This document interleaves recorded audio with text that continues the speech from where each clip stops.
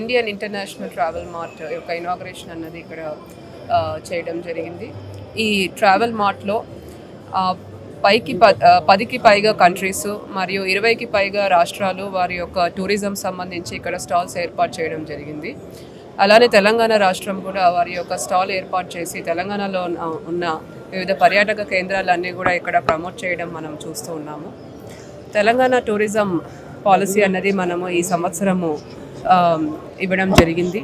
ఈ పాలసీలో మనము ఇన్వెస్ట్మెంట్స్తో పాటు 3 లక్షల మందికి ఉపాధి అవకాశాలు క్రియేట్ చేయడము, అలానే జీడిపి కాంట్రిబ్యూషన్ టూరిజం నుంచి 10% పెంచడం వంటివి మనం పాలసీలో గోల్స్గా పెట్టుకున్నాము. దీంతోపాటు 27 స్పెషల్ టూరిజం ఏరియాస్ మన రాష్ట్రంలో పర్యాటక కేంద్రాలు స్పిరిచువల్ కావచ్చు, అడ్వెంచర్ కావచ్చు, నేచర్ కావచ్చు, బుద్ధిస్ట్ సర్క్యూట్ కావచ్చు, ఇవన్నీ కూడా ప్రమోట్ చేసే విధంగా మనం పాలసీలో ఏర్పాటు చేసుకున్నాము. సో ఇవన్నీ కూడా మనం ఇప్పుడు ముందుకు తీసుకెళ్తున్నాము. ఏవైతే పర్యాటక కేంద్రాలు ఉన్నాయో అవన్నీ కూడా ఒక మాస్టర్ ప్లానింగ్ అప్రోచ్ చేసుకొని మనం ముందుకెళ్తున్నాము.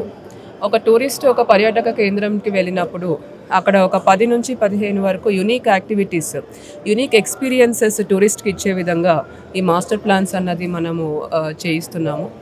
సో ఒక టూరిస్ట్ వెళ్ళినప్పుడు డిఫరెంట్ యాక్టివిటీస్, అడ్వెంచర్ కావచ్చు, ట్రెక్కింగ్ కావచ్చు, సఫారీస్ కావచ్చు, ఫిషింగ్ యాక్టివిటీస్ కావచ్చు, స్పిరిచువల్ యాక్టివిటీస్ కావచ్చు, ఈ విధంగా వివిధ యాక్టివిటీస్ కూడా వారికి వచ్చే విధంగా, మరియు ఒక పర్యాటక కేంద్రానికి వెళ్ళినప్పుడు అక్కడ ఒక స్పెసిఫిక్ లోకల్ కలినరీ ఐటమ్స్, అంటే అక్కడ తిండి పదార్థాలు ఏం దొరుకుతాయి, తెలంగాణ స్పెసిఫిక్ పదార్థాలు ఏం దొరుకుతాయి, వాటి గురించి కూడా సైమల్టేనియస్గా ప్రమోషన్ మనం చేస్తున్నాము. దాంతోపాటు ఆ కేంద్రానికి లోకల్ ఉన్న హ్యాండీక్రాఫ్ట్స్, హ్యాండ్లూమ్స్ ఏమున్నాయో అవి కూడా ప్రమోషన్ అనేది చేస్తున్నాము. సో ఒక టూరిస్ట్ వెళ్ళినప్పుడు ఒక హోలిస్టిక్గా ఆ ఏరియాకు సంబంధించిన కల్చర్ కానీ, క్విజిన్ కానీ అన్నీ కూడా వారికి అర్థమయ్యే విధంగా ఉండేలాగా మనం ఇప్పుడు టూరిజం సర్క్యూట్స్, ప్యాకేజెస్ అన్నీ కూడా మనం తయారు చేయబోతున్నాము.